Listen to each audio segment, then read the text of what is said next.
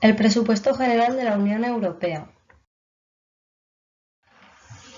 En este tema vamos a ver las primeras etapas del presupuesto, los principios, el presupuesto y los ingresos y gastos de los que se compone, la ampliación de la Unión Europea en 2004 y esto cómo afectó al presupuesto, y por último la importancia económica del presupuesto.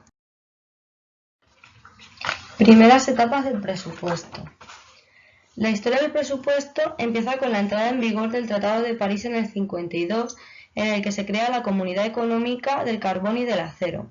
Esta disponía de dos presupuestos, uno administrativo para su funcionamiento y uno operativo que financiaba las acciones de las políticas sectoriales del carbón y del acero.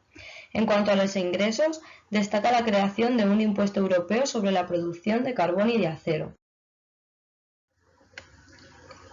En los Tratados de Roma del 57 se contempla la financiación de la Comunidad Económica Europea y de la Comunidad Europea de la Energía Atómica, Euratom.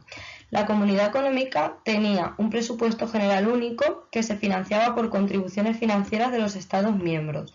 El Euratom, por su parte, tenía un presupuesto general de funcionamiento y otro de investigación e inversiones financiado de la misma forma que la Comunidad Económica Europea. Principios del presupuesto general de la Unión Europea.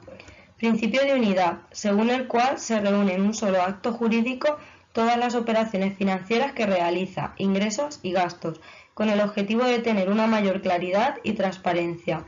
Principio de universalidad. Por una parte, los ingresos no están consignados a ciertos gastos y, en segundo lugar, no existe compensación entre ingresos y gastos. Principio de anualidad. El ejercicio presupuestario tiene una duración de un año.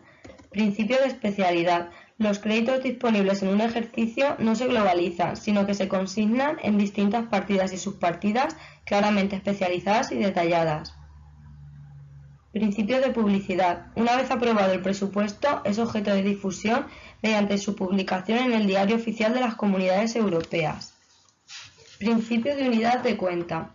El presupuesto de la Unión Europea es expresado íntegramente en ecus desde el 81 y en euros a partir del 99 con la entrada en vigor de la Unión Económica y Monetaria. Y por último, principio de equilibrio. El Tratado de Roma afirma el principio de equilibrio entre ingresos y gastos, imposibilitando de antemano la previsión de un déficit o superávit. El presupuesto de la Unión Europea es el dinero que cada año los Estados miembros deciden confiar a la Comisión Europea para que ésta lleve a cabo las diversas políticas que se deciden de manera conjunta. El presupuesto de la Unión Europea tiene tres objetivos fundamentales, que son contribuir al crecimiento, a la creación de empleo y acabar con las diferencias económicas entre los países y regiones de la Unión. ¿Cómo se elabora el presupuesto? La Comisión Europea realiza una propuesta del presupuesto con las políticas que sabe que debe acometer. Después, el Consejo y el Parlamento acuerdan, discuten o modifican el presupuesto en función de los recursos disponibles y de sus aspiraciones políticas. Todo esto forma parte de una negociación anual y cada presupuesto anual se engloba en un plan de gasto a largo plazo llamado marco financiero plurianual. Esto permite a la Unión Europea programar su gasto eficazmente y con varios años de antelación. El marco actual va de 2014 a 2020. ¿Cómo se financia la Unión Europea? Se financia principalmente un 98% a partir de los recursos propios de la Unión. Hay tres tipos de recursos propios: los tradicionales, los recursos propios de impuestos sobre el valor añadido y los basados en la renta nacional bruta. Los primeros se refieren a los derechos de aduana sobre productos procedentes de fuera de la Unión. Los recursos propios del impuesto sobre el valor añadido se aplica un porcentaje estándar a la base del IVA de cada país de la Unión. Y por último, los recursos propios basados en la renta nacional bruta se aplica un porcentaje uniforme a la renta nacional bruta de cada país de la Unión Europea. Se utiliza para equilibrar ingresos y gastos, es decir, para financiar partes del presupuesto no cubiertas por otras fuentes de ingreso. Aunque diseñado simplemente como una fuente de equilibrio, se ha convertido en la mayor fuente de ingresos. ¿Cómo se distribuye el gasto en la Unión Europea? Hoy por hoy, la mayor parte se dedica a impulsar el crecimiento y el empleo y a reducir las disparidades económicas entre las regiones de la Unión. Otra gran parte se destina a la agricultura, desarrollo rural, pesca y protección del medio ambiente. y entre las demás áreas cabe destacar la de la lucha contra el terrorismo, la delincuencia organizada y la inmigración ilegal. Como podemos observar en estos cuadros, en 2015 España contribuyó a financiar el presupuesto de la Unión Europea con un total de 8.772,5 millones de euros, los cuales provenían principalmente del recurso propio basado en el PIB. En total, 6.764,1 millones de euros. Por su parte, la Unión Europea invirtió este año en nuestro país 13.695,7 millones de euros, los cuales fueron destinados principalmente a agricultura y a políticas regionales, fondos estructurales y de cohesión. En 2004 se adhieren a la Unión Europea 10 nuevos países: la República Checa, Chipre, Eslovaquia, Eslovenia, Estonia, Hungría, Letonia, Lituania, Malta y Polonia. Ello obligó a hacer cambios en la financiación de sus políticas y a hacer un gran esfuerzo solidario con los países más débiles. Por ello hubo que hacer algunos ajustes presupuestarios.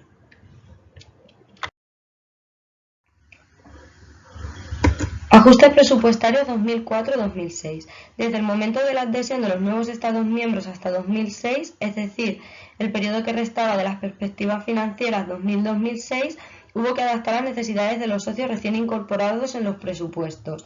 En las actuaciones estructurales se establece el reparto de los fondos estructurales y de cohesión de los 10 nuevos miembros de la siguiente manera. Se distinguen entre regiones objetivo 1, 2 y 3. Las regiones objetivo 1 eran aquellas en las que el PIB per cápita era inferior a la media comunitaria. Las objetivo 2 eran el 31% de la población de las regiones objetivo 1 y las regiones objetivo 3 son las no cubiertas por las regiones objetivo 1. Además, los 10 disfrutarían de las iniciativas comunitarias Interreg y Equal y todos podrían beneficiarse del Fondo de Cohesión. En definitiva, los países con mayor renta per cápita serían los que menos fondos recibirían y los de menor renta los más favorecidos. En términos netos, el gasto aumentaría un 7,7% y como consecuencia los 10 nuevos Estados miembros recibirían importantes recursos del presupuesto y todos ellos serían receptores netos. Ahora vamos a ver las perspectivas financieras 2007-2013. Se realizaron reformas en la cohesión. La reforma de política de cohesión abarcaría, entre otros temas, el establecimiento de nuevos objetivos prioritarios. El objetivo convergencia, orientado a acelerar la convergencia económica de las regiones menos desarrolladas. El objetivo competitividad regional y empleo, orientado a mejorar la competitividad y el atractivo de las regiones.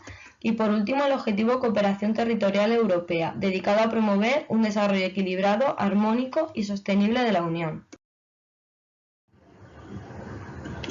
También se hizo necesario realizar algunos cambios en la composición del gasto. A partir de entonces, las 5 nuevas rúbricas del gasto serían las siguientes: promover la competitividad y la cohesión en favor del crecimiento sostenible, gestión sostenible y protección de recursos naturales, ciudadanía, libertad, seguridad y justicia, la Unión Europea como socio global y, por último, los gastos administrativos de la Comisión. La ampliación también afectó a los saldos fiscales. Algunos países consideraban que contribuían al presupuesto más de lo que les correspondía. Desde mediados de los 80 solo se había procedido a una corrección, que afectó al Reino Unido, el llamado cheque británico, del que hablaremos más tarde. La Comisión propuso crear un mecanismo generalizado de corrección de saldos netos excesivos y eliminar el cheque británico. En definitiva, el problema del presupuesto comunitario es que al concentrarse el gasto en la política estructural y la agrícola, países como Alemania, Holanda y Reino Unido presentaban déficits crónicos, corregidos por el cheque en el caso británico. Por otro lado, encontramos países con superávit presupuestario y se abría debate de si los países favorecidos eran europeístas por interés propio.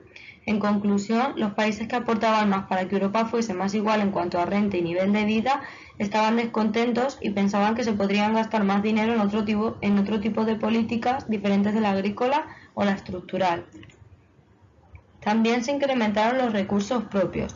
La Comisión planteaba incrementar los recursos con nuevos impuestos y manejaba 3 opciones al respecto: un impuesto procedente de la energía, otro que afectaría al IVA y por último uno que se centraría en el impuesto de sociedades.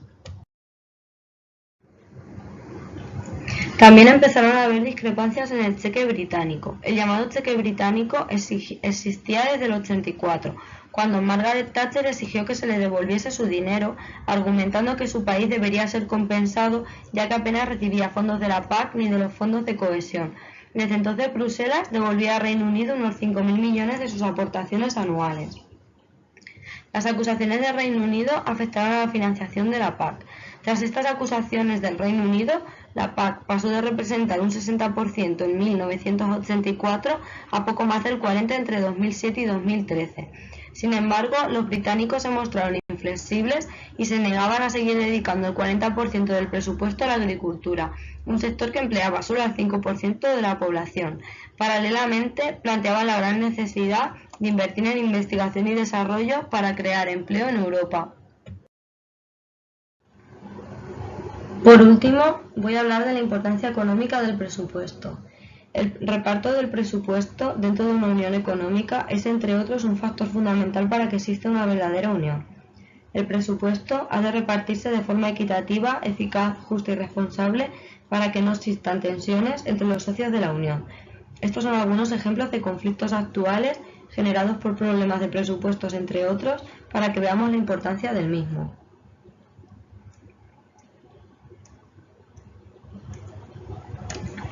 Cataluña, a pesar de ser la segunda comunidad autónoma en la que más invierte el gobierno español, el gobierno catalán y las patronales piden al gobierno de España que la ejecución de la obra pública sobre la inversión se corresponda con el peso real de Cataluña dentro de la economía de España, es decir, el 18,5% del Producto Interior Bruto.